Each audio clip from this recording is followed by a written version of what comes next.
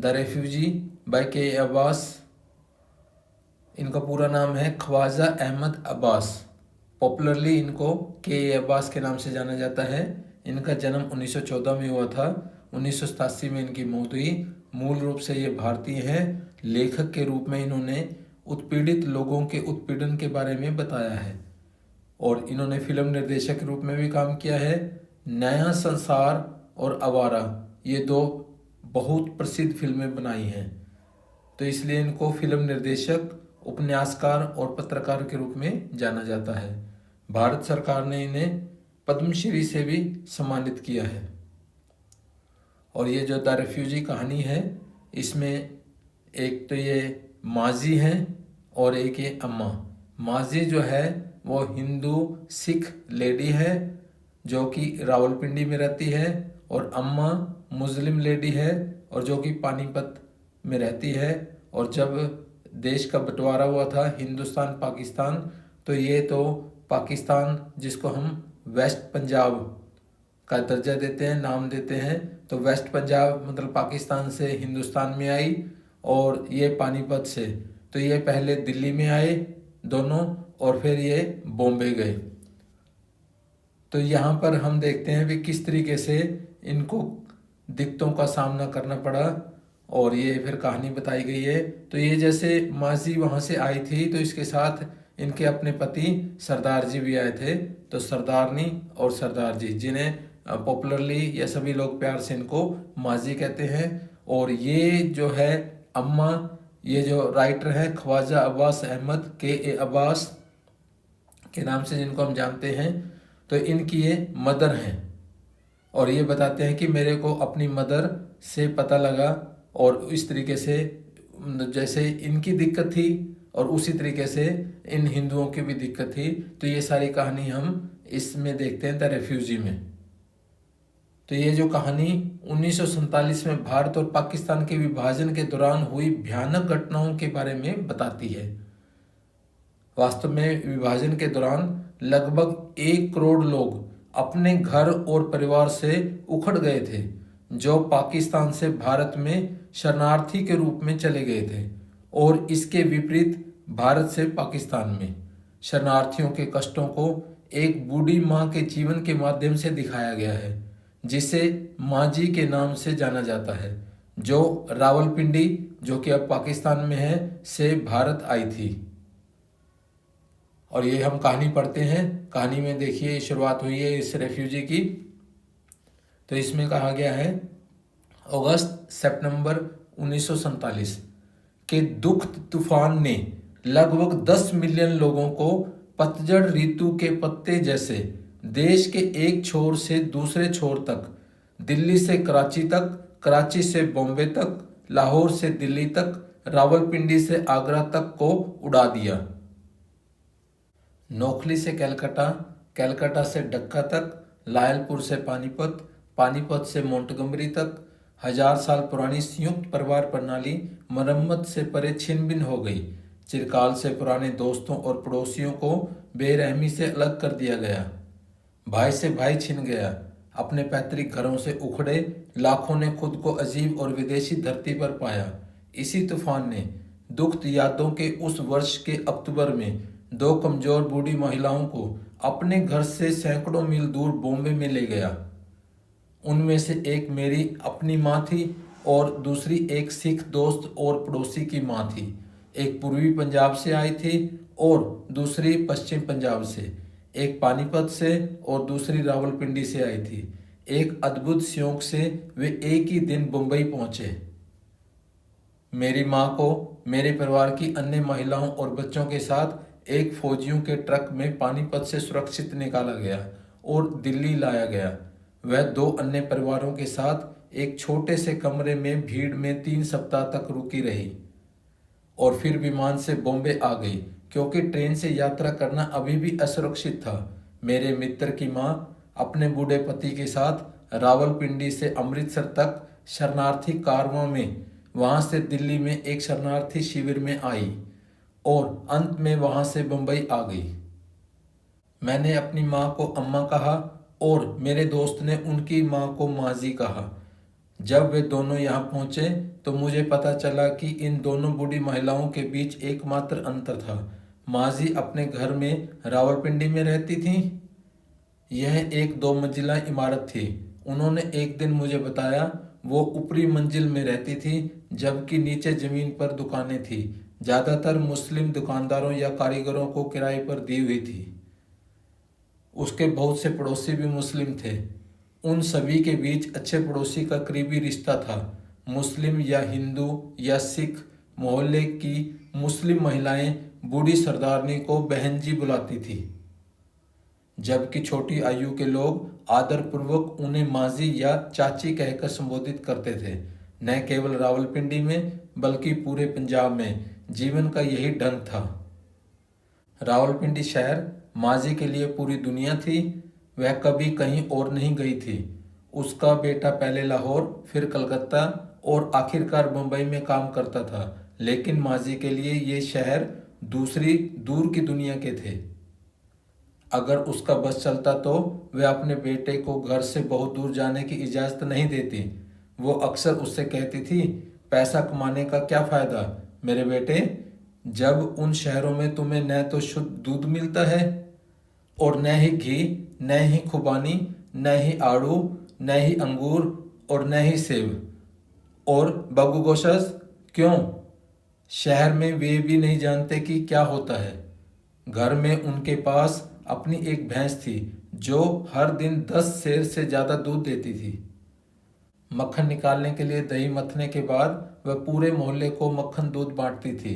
हर कोई उसे धन्यवाद देता था और कहता था, तुम्हारा बेटा 1000 साल तक जीवित रहेगा माजी। लेकिन यह उसके बेटे की याद दिला देती जो शहर में होटल का खाना खा रहा होगा, और वह दुखी हो जाती। रावलपिंडी से बहुत दूर उनके पास अपनी थोड़ी सी जमीन जो कुछ किसानों को पट्टे पर दे रखी थी। साल में 2 बार फसल के समय उन्हें उपज का अपना हिस्सा मिल जाता था। गेहूं या मक्का या बाजरा, दूध और मक्खन और घी निस्संदेह घर पर उपलब्ध थे। इसके अलावा दुकानों से किराए के रूप में कुछ और आय थी और इस तरह वे रहते थे। इस तरह ये बूढ़ा दंपति जो अपने आप से, अपने पड़ोसियों से और अपने भगवान से खुश था। जब जून 1947 में अखबारों ने होने वाले विभाजन की खबर प्रकाशित की तो इस माजी या बूढ़े सरदार जी को चिंता नहीं थी। वे हमेशा सोचते थे उन जैसे शांतिप्रिय लोगों को राजनीति से कोई लेना देना नहीं होता। चाहे देश को हिंदुस्तान कहा जाए या पाकिस्तान, इससे क्या फर्क पड़ता था। उनकी चिंता केवल अपने पड़ोसियों के साथ थी और उनके साथ उनके संबंध हमेशा मैत्रीपूर्ण रहे, यहाँ तक कि सौहार्दपूर्ण भी। अतीत में अंतर सांप्रदायिक दंगे होते रहे थे। वे कहते कि ये लोगों का दिमागी फितूर होता है, लेकिन कभी भी वे किसी अप्रिय घटना में शामिल नहीं हुए थे। इस बार नफरत और हिंसा की आग पहले से कहीं ज़्यादा भयंकर रूप से भड़क गई थी, लेकिन फिर भी माजी को यकीन था कि यह जल्द ही शांत हो जाएगा। उनके बेटे ने बॉम्बे से लिखा कि वे रावलपिंडी से बॉम्बे आ जाएं, लेकिन माजी अपनी प्यारी रावलपिंडी को छोड़ने के लिए सहमत नहीं थी। उनके कई रिश्तेदार और सिख और हिंदू पड़ोसी पूर्वी पंजाब चले गए, लेकिन वे अपने घर में ही रहीं। जब भी किसी ने कहा कि सिखों के लिए पश्चिम पंजाब में रहना खतरनाक था, तो वह कहती, यहाँ हमें कौन परेशान करेगा, आखिर हमारे आसपास रहने वाले सभी मुसलमान मेरे अपने बच्चों की तरह हैं, क्या वे नहीं हैं? लेकिन फिर बदले और घृणा की कड़वी भावना के साथ पूर्वी पंजाब से मुस्लिम शरणार्थी आए। रावलपिंडी में स्थिति हिंदुओं और सिखों के लिए खतरनाक हो गई और माजी के कुछ मुस्लिम पड़ोसी उनके पास आए और उनसे सुरक्षित जगह जाने की अपील की। और फिर भी कुछ ऐसे थे जिन्होंने उसे आश्वस्त किया और वादा किया कि वे अपने स्वयं के जीवन की परवाह न करते हुए वे उनके जीवन, सम्मान और संपत्ति की रक्षा करेंगे। विशेष रूप से बूढ़ी महिला को एक मुस्लिम दर्जी की निष्ठावान भक्ति याद आती है, उनके एक किराएदार की जो उनके अपने घर पर रात और दिन रखवाली किया करता था। उसकी आयु लंबी हो, वह हमेशा उसे आशीर्वाद देती है। उसने वास्तव में हमारी मदद की और हमें एक असली बेटे की तरह बचाया। पूर्वी पंजाब से आए कुछ शरणार्थी उनके पड़ोस में रह रहे थे। माँ जी उनकी दयनीय स्थिति से इतनी प्रभावित हुई कि उन्होंने स्वेच्छा से उन्हें खाद्य पदार्थों, कपड़े, कंबल और बिस्तर का दान दिया। और यह कभी भी उनके मन में नहीं आया कि वे मुस्लिम थे जिन्हें उन लोगों का शत्रु माना जाता था, और इसलिए उन्हें उनकी मदद नहीं करनी चाहिए। और न ही उसने सोचा था कि जल्द ही वह भी उनकी तरह ही एक दुर्दशा में होगी। फिर कुछ ऐसा हुआ जिसने उसके विश्वास के आखिरी धागे को तोड़ दिया। सड़क पर उसके घर के सामने एक टोंगे वाले को चाकू मार दिया गया था। इस तरह से माँ जी ने उस भयावह घटना और उस पर अपनी भावनाओं का वर्णन किया। बेटा, यह काफी बुरा था कि टोंगा वाला मारा गया। उन्होंने इसे मार डाला क्योंकि वह हिंदू था, लेकिन उन्होंने घोड़े को भी नहीं छोड़ा। आप जानते हैं कि एक घोड़े के पास न तो धर्म होता है और न ही जाति, और फिर भी वे गरीब जानवरों को अपने खंजर के साथ तब तक पीटते रहे जब तक गरीब गूंगा प्राणी मौत के घाट नहीं उतर गया। तब मुझे पता लगा कि इंसान का पागलपन बहुत आगे बढ़ गया था। वे कुछ और भयानक और बुरे हो गए थे।